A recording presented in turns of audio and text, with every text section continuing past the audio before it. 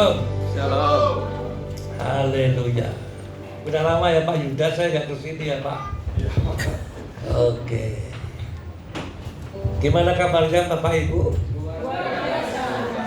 Masih bulan Januari ini. Masih bau-bau Natal sedikit. Ya.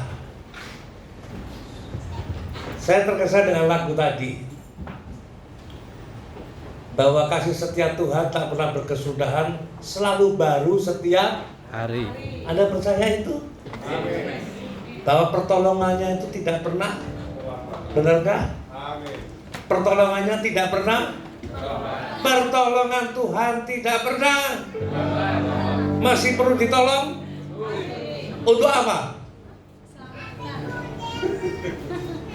Untuk apa? Saudara, kita perlu tahu bahwa Tuhan itu tidak pernah ingkar janji ya. Amin. Janjimu seperti fajar yang tiada pernah terlambat. Ya, biar bumi akan berlalu, biar bulan tak bercahaya lagi, biar bumi akan, matahari tak bersinar lagi, tetapi Tuhan Yesusku, sama-sama stop. Tuhan kita Tuhan yang setia dengan janjinya. Masalahnya begini, sebetulnya loh ya, kita nggak perlu pegang janji, percaya saya. Tidak perlu memegang janji Tuhan. Anda lupa janjinya, Tuhan tidak pernah Lupa. nah, jadi nggak usah pegang. Aku pegang janji, nggak usah. Yang dipegang itu perintahnya. Nah, karena manusia itu egois, yang dipegang janji. Seperti nuntut Tuhan itu loh. Kalau Tuhan janjimu betul-betul tergenapi, aku kok begini, makanya aku klaim janjimu Tuhan, aku pegang janji Tuhan. Itu salah nggak? Tapi meleset. Semua kebanyakan orang Kristen pegang janji Tuhan. Janji Tuhan gak perlu dipegang, bos. Yang perlu dipegang adalah perintahnya. Nah, kalau Anda pegang perintahnya dan mentaati perintahnya, janjinya itu akan tergenapi. Amin. Jadi bersyukur gak kalau hari ini disuruh pegang perintahnya? Amin. Anda lupa janjinya, Tuhan gak lupa janjinya. Anda melupakan janji Tuhan, Tuhan tidak pernah. Yang perlu kita ingat itu pintar. Sekali lagi ya, supaya jemaat Jelekon itu tambah dewasa gitu loh. Amin. Yang perlu kita ingat dan pegang adalah Perintahnya. perintahnya. Kalau kita berbeban berat, contohnya ini, contoh aja ini. Marilah kepadaku semua yang letih lesu dan berbeban berat, aku akan memberi kelegaan. Pikulah yang kupasang dan, nah pintar, silakan Bu. Pikulah yang kupasang dan belajar atau berdoa. Nah, orang yang pegang janjinya sepertinya seringnya, nah itu salah atau salah? Akui saja, itu salah atau tidak? Loh, kok gak ada yang jawab? Firman Tuhan mengatakan, pikulah yang kupasang dan belajarlah kepadaku, karena aku lemah lembut dan rendah.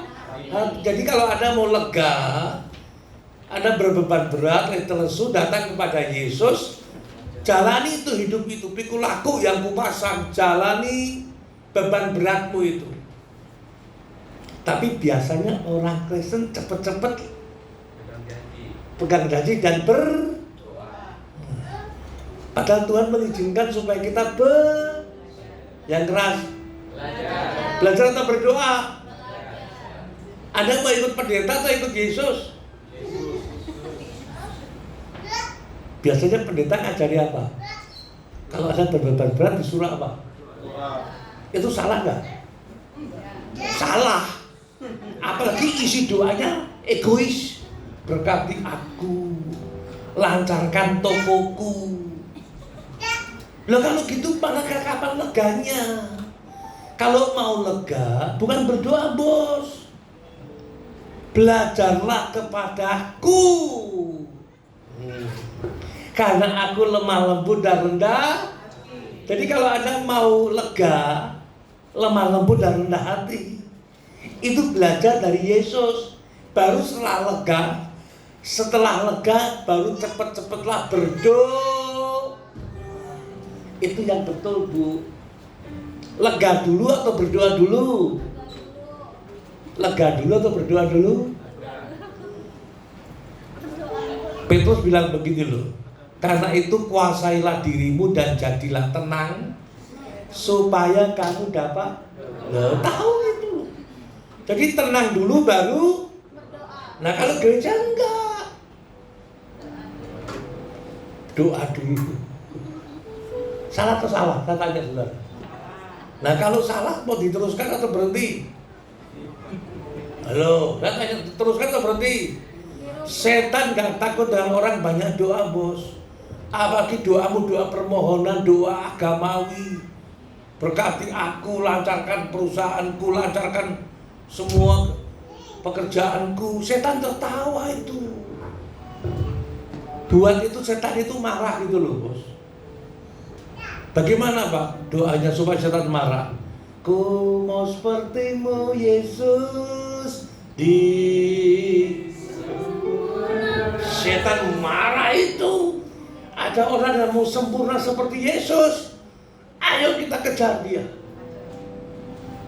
Ada diintimidasi, ada dicoba. Tapi kalau Anda belajar daripada Yesus, itu kuat nanti. Tenang dulu baru berdoa. Lalu enggak tenang Pak, banyak masalah, puyeng, langsung bahasa roh Pak. Laba-laba enggak pernah rugi Pak. Laba terus. Laba. Nanti dulu boleh silakan bahasa roh silakan. Saya suka bahasa roh. Tapi yuk dewasa dong. Yang dipegang itu bukan janji Tuhan, tapi ada lagunya Pak Niko bagus sekali. Ku pegang perintahmu dan ku lakukan. Engkau tahu ya Tuhan, tujuan hidupku hanyalah untuk menyenangkan. Jadi untuk bisa menyenangkan hati Tuhan, pegang janji atau pegang perintah? Semua di sini mau menyenangkan hati Tuhan? Amin. Ayo angkat tangan sama-sama. Tuhan, ku mau menyenangkanmu. Tuhan, bentuklah hati ini. Terima kasih Roh Kudus. Jadi bejana untuk hormat-Mu. Cemerlang bagai janji ya. Masih bulan Januari loh ini. 11 bulan lagi. Selama tahun ini menyenangkan hati. Bagaimana mungkin? Mungkin. Karena Anda punya dasar dan bukti bagi imanmu yang menyenangkan hati Allah. Namanya Yesus. Namanya Yesus. Nama Yesus yang. Kenapa terhibur Bu? Kenapa terhibur? Karena Anda dimampukan oleh Roh-Nya untuk bersama-sama dengan Yesus menyenangkan hati Allah. Itu keren Pak. Tidak ada satu manusia yang menyenangkan hati Allah. Makanya Yesus datang Natal yang kita peringati kemarin. Natal itu bukti betapa besar kasih-Mu Allahku, sehingga Kau berikan Natal, Dia lahir. Ya saya lagi. Jadi Natal itu bukti kasih Allah yang besar. Sudah hafal dong ayatnya? Yohanes 3:16, 1, 2, 3.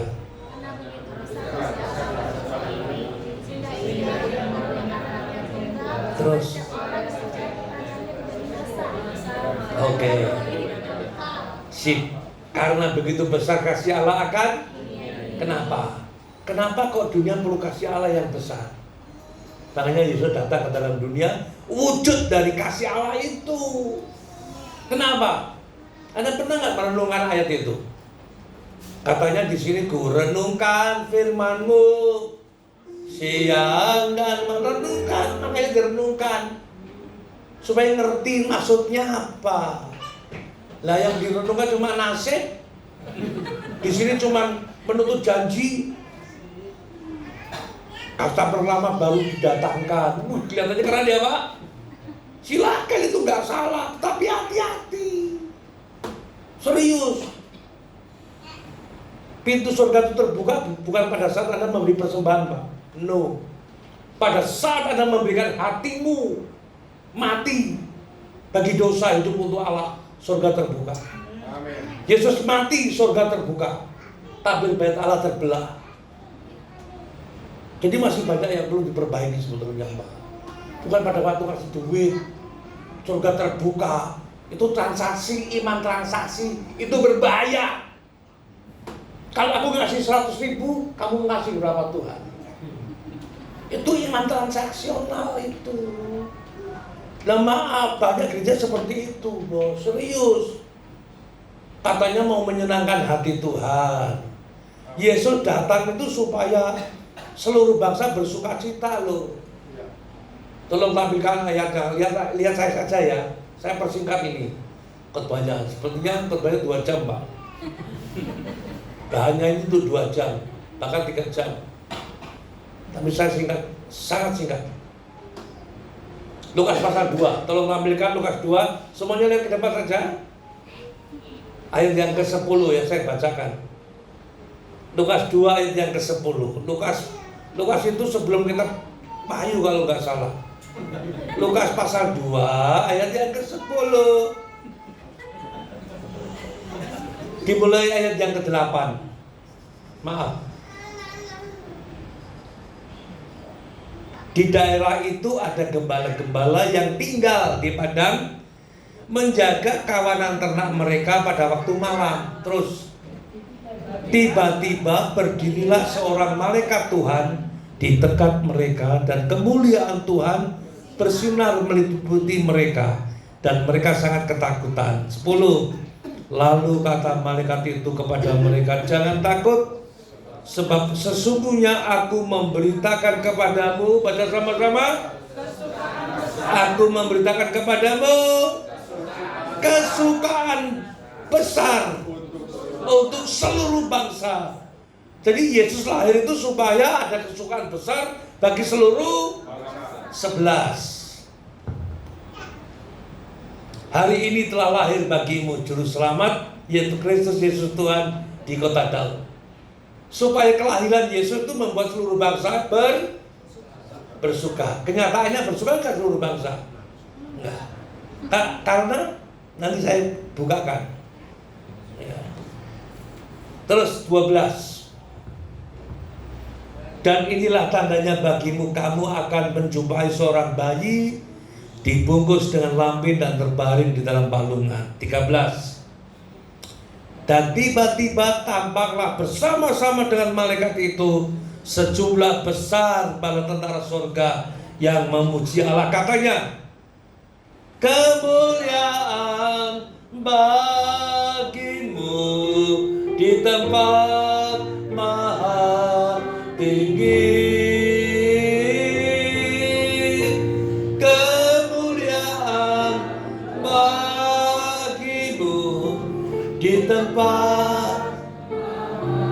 Kemuliaan bagi Allah di tempat yang maha tinggi, dan damai sejahtera di bumi di antara manusia yang berkenan. Jadi orang yang berkenan kepadanya itu patut bersuka dan memuliakan Allah yang maha tinggi. Itu maksudnya. Dan ternyata tidak semua orang berkenan. Anda ini termasuk orang yang berkenan atau tidak? Bu, tahunya dari mana? Tahunya dari mana? Mengikuti perintahnya. Karena Anda percaya Yesus, Pak, itu aja. Karena imanmu kepada Yesus, Anda menjadi orang yang pintar. Berkenan untuk memuliakan Allah yang maha tinggi, Pak. Berkenan untuk menerima janji Allah yang besar dan sangat berharga, yaitu berkodrat ilahi. Itu keren itu. Jadi apakah Bapak Ibu yakin Anda ini orang yang berkenan? Yakin orang yang berkenan? Berkenan untuk memuliakan Allah di tempat yang maha tinggi. Jadi kehadiran Yesus itu mestinya membuat bangsa-bangsa bersukacita, membuat bangsa-bangsa dan umat manusia itu bersukacita. Sebab dengan kehadiran Yesus, manusia yang berdosa diberi kesempatan memberikan kemuliaan. Karena Yesus ada diberi kesempatan untuk memberikan kemuliaan. Nah, itu inti khotbah pagi ini ya. Sudah tahu intinya toh? Ya, pulang aja ya, sudah selesai deh. Nah, karena itulah sebabnya kasih Allah yang besar dikaruniakan kepada dunia ini. Yohanes 3:16. Karena begitu besar kasih Allah akan, kenapa? Karena dunia ada dalam masalah yang pintar. Anda harus tahu itu. Gereja, manusia, dunia ada dalam masalah yang sangat manusia nggak bisa ngatasi, agama nggak bisa ngatasi, Pak. Yang dia cuma Allah sendiri. Yohanes 3:16 itu bukti Allah mengerti, Allah peduli segala persoalan yang kita. Nah, karena dia ngerti, makanya dikaruniakan anaknya yang tunggal itu, Yesus Kristus, datang ke dalam dunia. Jadi Yesus lahir di dunia itu bukti Allah mengerti. Nah, sekarang kalau Anda diselamatkan, Anda ditebus, mau nggak Anda ngerti dia? Mau nggak Anda memahami dia? Nah, kalau doanya cuma minta berkat melulu, berarti ada yang menuntut dong, supaya dia mengerti kita. Berhenti untuk itu. Dia sudah mengerti. Sekarang kalau mau Anda naik level ya, pahami Allahmu, pahami Tuhanmu. Jadi Anda itu diselamatkan supaya memahami Tuhan. Anda diselamatkan supaya sepaham dengan Tuhan Yesus. Mau? Manusia itu maunya berkat dan dipahami, diberkati, dipahami, diberkati. Aduh, itu kok mau memenangkan Banten? Gak bisa, bos. Tapi doanya minta berkat semuanya. Padahal dunia itu dalam masalah besar loh. Mereka itu dalam masalah besar. Gereja bertanggung jawab karena Anda sudah menerima kasih Allah yang besar. Nah, kalau Anda dikasih tanggung jawab yang besar, doamu cuma menuntut janji. Pada saat saya memberi persembahan, pintu surga terbuka, dapat jodoh, dapat ini. Loh, dunia sedang sengsara itu. Dunia dalam masalah, kok saudara malah minta berkat? Coba pikir. Serius ini.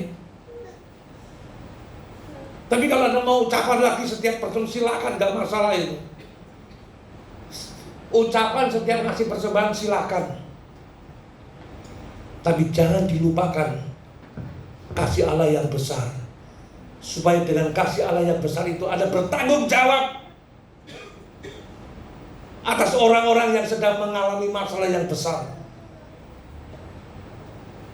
Supaya mereka juga mengalami seperti Anda, menerima kasih Allah yang. Pertanyaannya, lalu masalah mereka apa? Apa masalah dunia? Makanya Allah mengaruniakan anaknya yang tunggal sebagai wujud kasihnya yang besar. Apa masalah dunia? Roma 3:23 bilang begini, karena semua orang telah berbuat dosa dan telah kehilangan apa? Kehilangan kemuliaan atau kehilangan berkat? Kenapa kalau doa minta berkat? Belum. Berkati tokoku Tuhan, customer lama baru didatangkan. Anda ini kehilangan kemuliaan, bos. Ngerti? Wah, Pak Gunandar menentang deklarasi persembahan. Silakan Anda mau menilai begitu, silakan. Tapi itu bukan maksud saya. Paham ya? Anda mau mengucapkan deklarasi persembahan setiap pagi, silakan. Tapi jangan sampai dilupakan. Manusia itu kehilangan kemuliaan kok mintanya berkat. Saya tanya Anda, salah atau salah ya? Loh, Anda kan diselamatkan ini. Apa katanya amanat agung, memenangkan jiwa. Nah, jiwa-jiwa di sana itu merana loh. Kehilangan kemuliaan loh. Anda sudah menemukan kemuliaan. Nah, pertanyaannya, betulkah Anda sudah menemukan kemuliaan? Sepi. Karena yang diminta berkat melulu, Pak. Serius, Pak, gak ada yang tahu. Mintanya berkat, diberkati. Kata pertama baru didatangkan. Sukses. Loh, dunia ini sedang sekarat. Orang Kristen kok malah minta berkat. Egois gak orang Kristen? Bertobat ya, Pak. Bertobat ya. Apakah Anda sudah menemukan kemuliaan? Sepi. Anda patut bersyukur. Kemuliaan itu sudah datang. Namanya Yesus Kristus. 2 Korintus 3:18. Sebentar lagi pulang. Ini 2 jam. Mestinya bahan ini untuk seminar keren, Pak. Serius. Saya renungkan. Wow. Jadi waktu Yesus lahir, kesukaan besar bagi seluruh bangsa. Itu maunya malaikat. Kelahiran Yesus menyukakan bangsa-bangsa. Supaya seluruh bangsa itu karena kelahiran Yesus memberikan kemuliaan bagi Allah di tempat yang maha tinggi. Tapi kenyataannya tidak semua bangsa. Mau tahu buktinya? Tolong tampilkan Yohanes 1 dulu. Yohanes 1 ayat yang ke 10. Ya. Yohanes 1 ayat yang ke 10. Yohanes 1 ini ya. Yuk baca sama-sama. Yuk 1, 2, 3.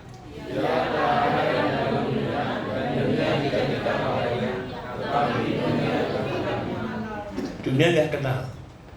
Kalau dunia tidak kenal Yesus Kristus yang dilahirkan di Bethlehem itu, yang membuat seluruh bangsa bersukacita, apakah mereka yang tidak mengenal Tuhan bisa bersukacita? Halo? Bisa nggak? Saudara kenal dia nggak? Saudara kenal Yesus Kristus? Ayat 12-nya. Tetapi semua orang yang menerimanya diberinya kuasa supaya menjadi anak-anak Allah, yaitu mereka yang percaya dalam. Anda punya kesempatan untuk memuliakan Allah. Anda punya kesempatan untuk mengalami kemuliaan Allah. Bagaimana Bapak bisa tahu? Nah, ini baru 2 Korintus 3:18. Kalau Anda nggak ngerti ini ya, yang dipegang janji Tuhan, kata perlama baru didatangkan, kampungan. Serius. Saya ngomong gini konsekuensinya nggak bakal dipakai lagi loh. Loh, saya tuh mau ngajak Anda ngerti kasih karunia. Mestinya doamu tuh beda dengan orang yang beragama. Orang beragama itu selalu minta berkat, saudara, jasmani. Kampungan sekali, bos. Kata perlama baru didatangkan. Aduh, setan ketawa di setan. Ini lihat ya, simak baik-baik. Dan kita semua mencerminkan kemuliaan Tuhan dengan muka yang tidak berselubung. Dan karena kemuliaan itu datangnya dari Tuhan yang adalah, kemuliaan itu datangnya dari Tuhan yang adalah. Jadi ikut Yesus itu urusannya dengan untuk bisa memuliakan Allah dan menerima kemuliaan Allah, Anda harus hidup di dalam berurusan dengan, itu dia. Kalau Anda sudah berurusan dengan roh dan Anda konsisten, nanti customer lama baru didatangkan. Gak usah minta, bos. Ya, yang dipegang dagingnya melulu, pegang perintahnya. Paham? Kalau gak paham saya pulang aja nih, percuma. Serius, saya jadi dewasa soalnya. Anda bertanggung jawab akan dunia yang kehilangan kemuliaan Allah. Anda diselamatkan, ditebus oleh Tuhan Yesus menjadi manusia baru, ciptaan baru, penuh kemuliaan, penuh dengan Roh Kudus, supaya Anda menjadi saksi bagi mereka. Mereka kehilangan kemuliaan, Anda sudah mendapatkan kemuliaan, sebab ada Roh Kudus di dalam diri Anda. Betulkah? Siapa yang ada di dalam kita? Jadi sekarang yang berkuasa siapa? Roh Kudus. Supaya bersama dan oleh Roh Kudus Anda bisa mengasihi Tuhan Yesus. Tanpa Roh Kudus Anda tidak mungkin mengasihi Tuhan Yesus. Beda dengan agama. Agama nggak ada rohnya. Anda orang kesana ada Roh Kudus. Yohanes jadi lupa loh aku loh.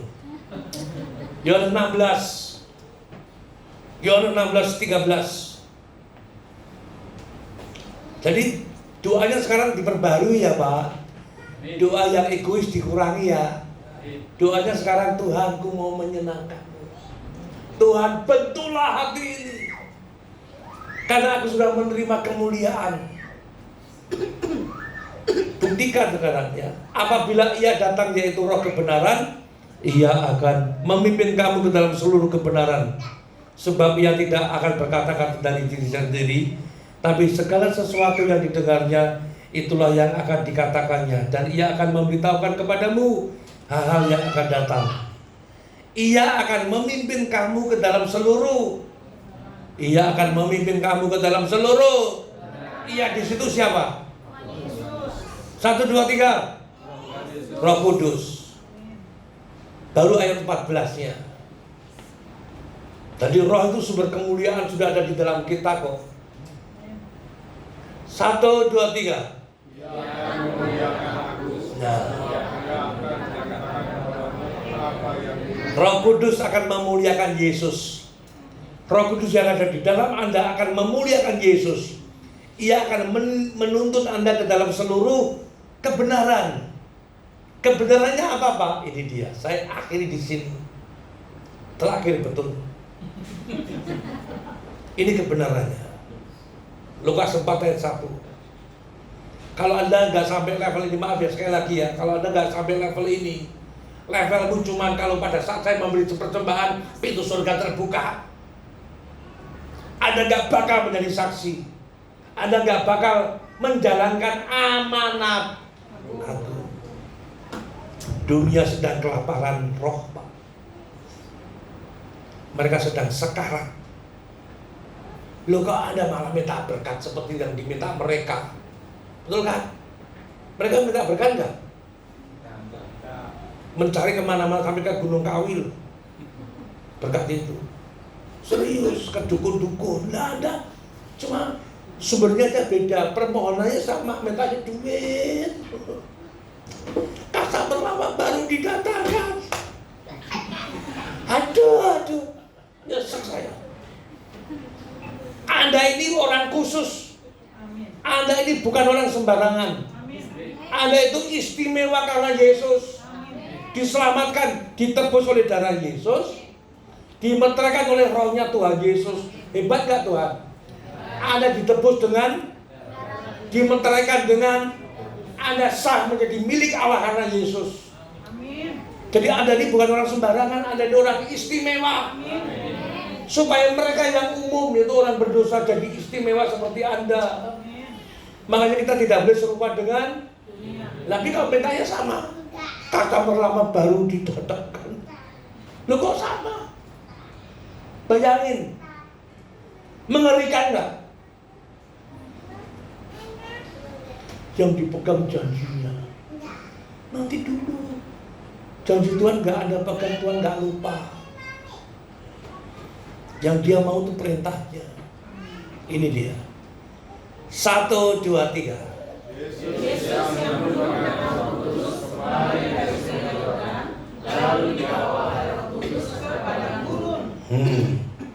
Anda mau ke padang gurun? Kalau Anda berdharma wisata, pilih taman atau padang gurun? Ada sini mau pilih padang gurun? Semua orang maunya taman. Tapi ini menarik. Yesus yang penuh dengan roh kembali dari Sungai Yordan dibaptis itu, lalu dibawa oleh Roh Kudus ke taman atau ke padang gurun? Padang gurun. Bayangkan suasana padang gurun. Panas, gersang, kesepian, buat orang marah. Sumber buludrek itu bahasa Jawa. Sumber amarah ada di padang gurun. Betul nggak? Kesepian, nggak ada berkat. Tapi Yesus dibawa Roh Kudus ke situ loh. Apakah Yesus berdoa? Katanya saudara, berdoa di situ? Halo? Anda temukan Yesus berdoa di padang gurun? Nanti dulu, nanti berikut-berikutnya baru dia berdoa. Tapi di situ konteksnya Yesus hadapi itu padang gurun, Pak. Dan di padang gurun dia dilecehkan setan, bukan? Anda tahu kisah ini? Padahal baru diakui bapaknya, inilah anakku yang kukasihi, kepadamulah aku berkenan. Masuk padang gurun dilecehkan setan loh. Jikalau kamu anak Allah, ubahlah batu ini jadi roti. Pertanyaan saya, kalau Anda ikut Yesus waktu itu, mau batu atau roti? Saya tanya saudara, jujur-jujuran. Yang sukanya minta kata merama baru didatangkan. Kalau Anda ikut Yesus waktu itu, mau batu atau roti? Yang keras? Pantes permohonannya supaya kata merama baru didatangkan. Pantes itu. Anda jujur berarti. Lihat. Apakah Yesus mau mengubah batu jadi roti? Anda mau ikut Yesus yang seperti itu?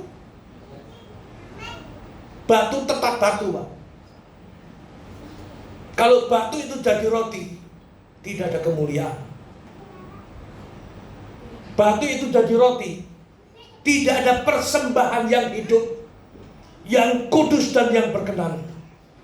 Kenapa setan mencoba Yesus di padang gurun? Perhatikan saya. Karena setan ingin mengulang kemenangannya atas manusia di Taman Eden. Di Taman Eden manusia kalah. Di Taman Eden manusia jatuh dalam dosa. Akibatnya kita kehilangan kemuliaan. Di padang gurun diulang kembali peristiwa itu. Dicobailah manusia Yesus oleh setan. Jikalau you anak Allah, ubah batu jadi roti. Kalau batu itu jadi roti, berarti Yesus mengikuti seperti apa yang Adam lakukan. Yesus taat kepada setan seperti Adam. Tapi Yesus itu taat kepada siapa? Mau batu atau roti sekarang? Sekalipun masalahmu belum selesai, jangan buru-buru minta tolong. Kata berlama baru datangkan. Serius. Kalau masalahmu belum selesai, tunjukkan bahwa Anda ini anak Allah yang taat kepada Allah sekalipun di padang gurun.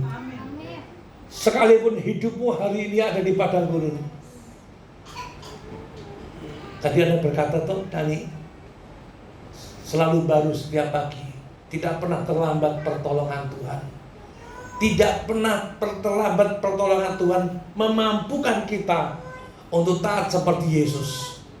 Sekalipun ada di padang gurun. Kalau Anda sudah sampai level ini Pak Yuda, doamu yang egois akan berkurang.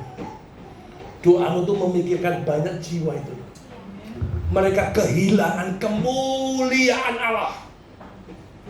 Yesus tampil. Nah, untuk mendapatkan kemuliaan Allah, lihat ya yang dia lakukan ya, lihat ya. Filipi 2 9:30 Pak, saya selesai ya Pak. Insya Allah. Keren ini kalau Anda ngerti ini loh Pak. Waduh, saya tidak menyalahkan Anda deklarasi persembahan tadi, enggak. Tapi lah mulia jangan itu melulu gitu loh. Dunia itu kehilangan kemuliaan Allah kok Anda malah minta berkat, Pak. Dunia itu membutuhkan Anda. Lalu ini malah minta berkat. Kampungan enggak? Kampungan enggak? Ya siap. Pak, tos dulu Pak. Diberkatilah engkau Pak. Konsekuensi saya ngomong gini Pak, nanti dilaporkan ke pusat nggak dipanggil lagi. Jangan. Nanti deklarasi persembahannya. Silakan ya, silakan. Anda mau deklarasi persembahan itu silakan. Tetapi saya bawa Anda lebih dalam lagi gitu loh. Oke. Filipi 2. Supaya Anda menemukan kemuliaan dan mendapatkan kemuliaan. Ini yang Tuhan lakukan. Bayangin. Lah kok orang bisa malah minta berkat. Aku diberkati, aku dilimpahi. Seneng kalau begitu. Dunia sengsara menunggu Anda menjadi saksi bagi mereka. Ya, Filipi 2 ayat yang ke-8. Ini yang Tuhan lakukan supaya Anda menemukan kemuliaan. Ya, saya baca pelan-pelan ya. Dan dalam keadaan sebagai manusia, ia telah merendahkan dirinya dan taat sampai mati, bahkan sampai mati di kayu salib. Jelas 9.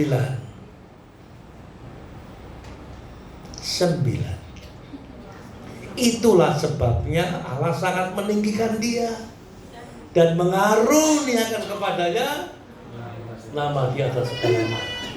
Saya suka ayat ini. Ini berarti Allah puas. Itulah sebabnya Allah sangat meninggikan Yesus dan mengaruniakan kepadanya nama di atas segala nama. Kenapa? Karena Allah. Jadi judul khotbah saya pagi ini Allah puas. Memuaskan hati Allah. Kelahiran Yesus kesukaan bagi seluruh bangsa.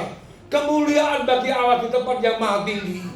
Sudah diberitakan bahwa kelahirannya, kehadirannya itu membuat banyak orang yang berkenan bersuka cita. Sebab diberi kesempatan dalam hidupnya untuk memuaskan hati Allah. Nah sekarang mulai hari ini puaskan hati Allah ya. Mau puaskan hati Allah atau puaskan diri sendiri? Kira-kira deklarasi persembahan itu yang puas siapa? Yang puas siapa? Puaskan Allah sekarang. Serius. Anda diselamatkan oleh Tuhan Yesus supaya Allah puas. Yesus memuaskan hati Allah. Dan dalam keadaan sebagai manusia ia merendahkan diri dan taat sampai mati. Bahkan sampai mati di kayu salib. Gile. Kematiannya dialami di padang gurun Pak. Batu tetap batu. Itu kalau saya digituin. Lihat setan, lihat batu jadi roti, lihat. Saya ubah itu. Kalau batu itu berubah jadi roti, kemenangan setan di Taman Eden terulang di padang gurun. Paham? Tapi ternyata tidak terulang. Siapa yang menang di padang gurun? Sekalipun hidupmu di padang gurun, tunjukkan Anda lebih dari pemenang. Mengasihi Allah, hidup di dalam roh, kerjasama dengan roh. Yesus kerjasama dengan roh. Baru setelah itu berdoa. Paham? Jadi sekarang kerjasama dengan roh dan jangan dibalik ya. Jangan dibalik. Doa melulu tapi nggak mau kerjasama dengan roh. Orang Farisi itu doa melulu Pak, tapi nggak mau kerjasama dengan roh. Anda kerjasama dengan roh dan suka. Itu dia. Anda kerjasama dengan roh dan suka berdampak. Itu dampaknya itu nyata. Dampaknya itu bukan sembako. Bukan sembako bos. Minyak tanah itu bukan. Dampaknya mereka mengenal Allah dalam Yesus Kristus. baru tahu bahwa Yesus itu ada kemuliaan. Yesus itu kemuliaan Allah dan kekuatan Allah. Keren, dan ada latihan tiap hari. Perlu latihan, saya tutup di sini ya Pak. Tuh kurang 5 menit lagi tuh. Perlu latihan. Ada banyak doa Kak, tanpa latihan kerjasama dengan Roh nggak mungkin Pak. Latihannya tuh hidup di dalam Roh, supaya Roh Kudus itu mengeluarkan buahnya gitu loh. Yang pertama apa? Terus ya. Kalau Roh Kudus bisa mengeluarkan buahnya, Anda bisa mengasihi Dia, mematikan keinginan daging. Itu Allah puas. Serius. Dan Anda lakukan dengan sukacita. Mengasihi Tuhan itu bukan ke gereja. Mengasihi Tuhan itu bukan berdoa. Mengasihi Tuhan itu kerjasama dengan Roh. Sebab Dia Roh. Baru berdoa Pak. Nah doanya nggak permohonan, nggak minta, nggak egois lagi Pak. Berubah itu, berubah. Doanya datanglah kerajaanmu. Loh, jadilah. Kata merama baru dia tangan gitu keadaannya. No. Ada damai sejahtera. Lihat ya. Kasih, sukacita, damai sejahtera ya. Ini kalau Anda latihan 3 ini, nanti yang lain ngikuti. Kesabaran, tahan uji Pak. Yesus itu tahan uji di padang gurun itu. Sabar, kesabaran, kemurahan, kebaikan, kesetiaan, kelemah lembutan, dan penguasaan diri. Belajarlah daripadaku. Belajarlah daripadaku karena aku lemah lembut dan rendah hati. Maka jiwamu akan mendapatkan kelegaan atau ketenangan. Belajar dulu. Orang kebatinan aja tahu loh. Maaf ya, orang Buddha apalagi untuk mengendalikan dirinya luar biasa itu Buddha. Pengikutnya coba latihan lah. Dia semedi, makannya cuma sayur. Pendeta sate kambing, jeruan. Doa puasanya seminggu sekali. Orang Buddha pengikutnya begini, menyangkal dirinya begini. Bagi saya, mereka selangkah lagi ikut Yesus. Imanmu kalah sama mereka. Selangkah lagi. Ya, langkah kita itu sudah benar. Imanmu kepada Yesus sudah benar. Cuma nggak mau menindaklanjuti seperti yang mereka lakukan. Mengosongkan diri dan merendahkan diri. Kalau Yesus itu mengosongkan diri dan merendahkan diri. Yesus itu mengosongkan diri dan merendahkan diri tak sampai mati. Orang Kristen boro-boro Pak mengosongkan diri, kepenuhan diri. Itu ketahuan dari isi doanya. Itu ketahuan dari isi doanya. Doa yang seperti apa? Yesus mengosongkan diri. Ada kekuatan dari dalam Roh. Ini perlu dilatih. Nah doanya doa minta berkat, lulu kampungan sekali bagi saya. Dunia sedang kehilangan kemuliaan, Anda malah minta berkat. 2 menit.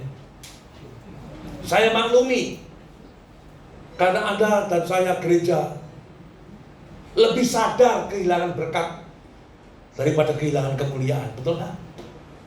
Lebih sadar kehilangan HP daripada kehilangan. Ada pernah sadar kehilangan kemuliaan? Pernah menyadari kehilangan kemuliaan? Loh, aku sudah mulia toh, Pak Pendeta. Aku sudah punya gereja besar, terkenal, kemuliaan. Nanti dulu, itu kemuliaan yang seperti apa? Kemuliaan yang dari surga itu selalu dari Roh Kudus. Itu berangkat dari penyangkalan diri setiap hari. Nggak main-main. Begitu waktu Yesus menang di padang gurun, setan berhenti nggak mencobai? Ayat terakhir Pak Yuda. Ayat terakhir. Lukas 4:13. Ya, haleluya. Saya harap Anda tahun ini penuh semangat ya. Yakinkan dirimu Anda ini bukan orang biasa dan bukan orang sembarangan. Anda ini orang istimewa.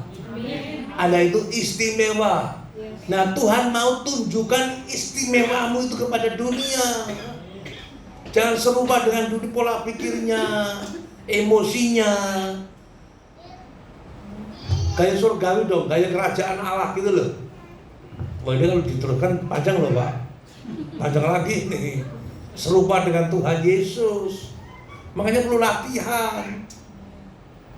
Oke. Sesudah iblis mengakhiri semua pencobaan itu, lihat, ia mundur daripada Yesus dan menunggu waktu yang baik. Sampai hari ini setan menunggu waktu yang baik. Setan tepuk tangan, setan gak takut ada gereja besar, apalagi gereja kecil. Saya gak tertarik dengan gereja besar, apalagi gereja. Saya tertarik dengan gereja yang kudus dan am. Ada semuanya. Saya nggak masalah berapapun yang hadir, khotbahku tetap sama Pak. Semangatnya tetap sama. Di Balikpapan saya 5 kali ibadah, sekali ibadah 1.500 orang. Khotbahnya sama seperti ini. Ya, saya nggak lihat jumlah, saya lihat gereja yang kudus dan am. Setan mundur dan menunggu waktu yang baik. Ditunggu betul oleh setan Pak. Yesus ditunggu betul, sekalipun di padang gurun gagal. Setan menunggu Yesus, saatnya tiba. Kayu salib.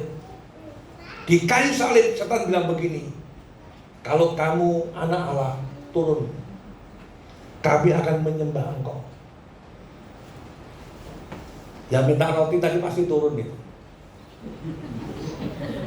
Saya yakin pasti turun. Setan lihat, aku lepas dari salib, aku tidak menderita, aku anak Allah. Setan tepuk tangan. Itu yang minta kata lama baru didatangkan. Serius Pak. Yesus turun gak itu? Yesus turun gak? Dia menunjukkan anak Allah yang tak berdaya Pak. Anak Allah yang tidak berdaya dalam kacamata setan dan manusia. Tapi ketidakberdayaan Yesus di mata Bapaknya itu kekuatan Allah dan hikmat Allah. Makanya Korintus berkata, Kristus itu kekuatan Allah dan hikmat Allah. Bagaimana Anda bisa kuat menjadi serupa dengan kematiannya? Penuh dengan penyangkalan diri, baru kuat Pak. Baru tahan uji, sabar, penuh kemurahan, kebaikan, kesetiaan. Itu orang Kristen. Tampilkan ya, tampilkan keistimewaanmu kepada dunia ya. Siap. Terutama di rumah tangga Pak. Hai suami, hai istri, itu kerjasama dengan Roh. Itu enak sekali, hidupnya kuat, baru. Nah kalau itu terus setan diam saja? Oh enggak. Dengan segala tipu daya dan intimidasi kita tetap dicobai. Tapi percayalah, kalau kita bersama dengan Tuhan Yesus, kita melakukan perkara besar. Musik sudah bunyi, itu tanda-tanda saya berakhir. Memangnya aku nggak tahu. Saya belum berakhir. Mau pegang perintahnya? Mau menyediakan waktu buat Tuhan? Pribadi loh, sendirian loh. Ngomongnya begini, Tuhan, ku mau menyenangkanmu, bentuklah hati ini. Lewat lagu boleh, lewat doa boleh. Terima kasih Roh Kudus, Engkau menyertai aku dan ada di dalam aku. Bersamamu Roh Kudus, aku mau memuliakan Dia yang daripadamu, Juru Selamatku, Allahku, Yesus Kristus. Enggak ada bilang Tuhan berkat, enggak, kampungan ini. Serius, dalam doa aku tidak ada lagi Pak. Saya mau belajar pegang perintah, bukan pegang janji. Sebab Tuhan tidak pernah ingkar janji. Berbahagialah Bapak Ibu sekalian. Pagi ini Anda orang istimewa, jangan takut.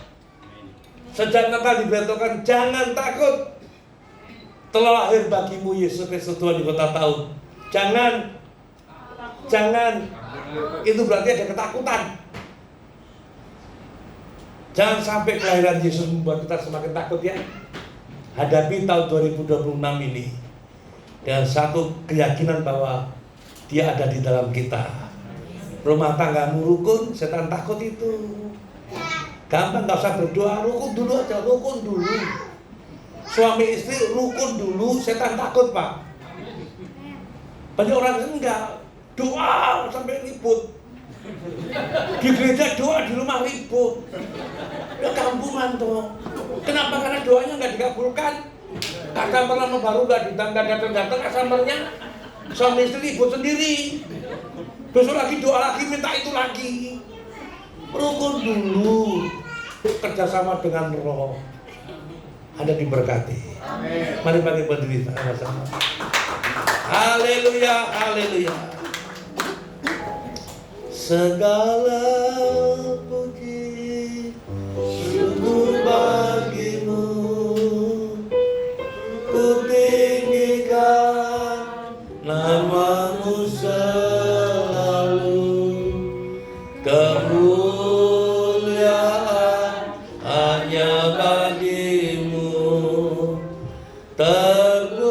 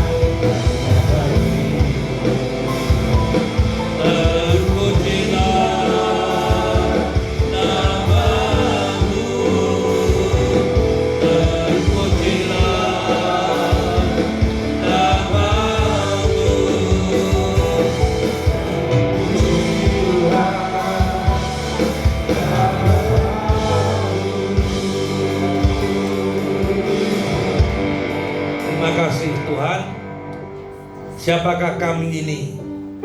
Kami orang yang tidak setia, orang yang berdosa. Kami diampuni, bahkan yang tidak pernah kami pikirkan Tuhan menyediakan bagi kami, yaitu kemuliaan Allah. Engkau sudah menunjukkan kasih setiamu yang besar. Engkau menyediakan yang kami perlukan, yaitu kemuliaan Allah yang oleh Roh diberikan kepada kami. Terima kasih. Dan hidup kami serahkan kepada Tuhan. Tuhan akan membentuk kami semakin indah di hadapan Allah. Terima kasih Tuhan Yesus, Engkau baik bagi kami. Kami berjanji kami mau mentaati firman-Mu, dan kami mau bersuka cita senantiasa, sebab Tuhan sudah menyelamatkan kami.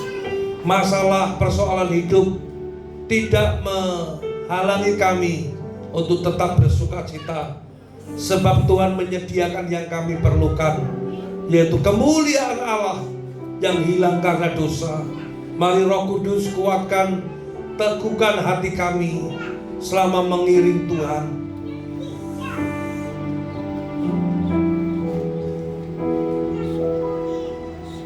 Dan kami semakin mengerti rencana-Mu yang indah bagi kami. Kami mau menjadi saksi-Mu Tuhan. Kami mau menyatakan yang khusus kepada dunia ini, supaya banyak orang mengenal Tuhan dan mereka diselamatkan dan mereka akan dipenuhi dengan kemuliaan Allah. Terima kasih Tuhan, dalam nama Yesus.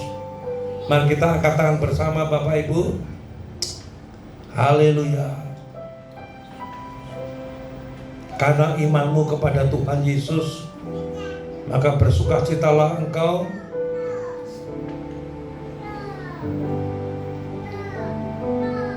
Haleluya Tuhan. Haleluya. Mari angkat tangan di hadapan Tuhan. Bapak Ibu yang dikasihi Tuhan, yang diperhitungkan imannya di hadapan Tuhan, sekecil apapun imanmu, engkau menjadi orang yang diperhitungkan Tuhan. Engkau menjadi orang yang diistimewakan Tuhan. Sekarang pulanglah dan terimalah berkat dari Allah Bapa. Kiranya Tuhan menjawab engkau pada waktu kesesakan. Kiranya nama Allah Yakub membentengi engkau. Kiranya dikirimkannya bantuan kepadamu dari tempat kudus dan disokongnya engkau dari Sion. Kiranya diingatnya segala korban persembahanmu dan disukainya korban bakaranmu. Kiranya diberikannya kepadamu apa yang kau kehendaki dan dijadikannya berhasil apa yang kau rancangkan. Kami mau bersorak-sorai tentang kemenanganmu dan mengangkat panji-panji demi nama Allah kita.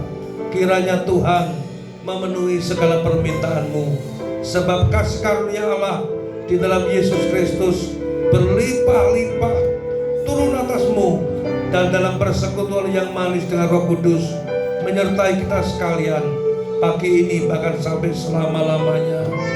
Tuhan Yesus dimuliakan. Amin. Selamat pagi.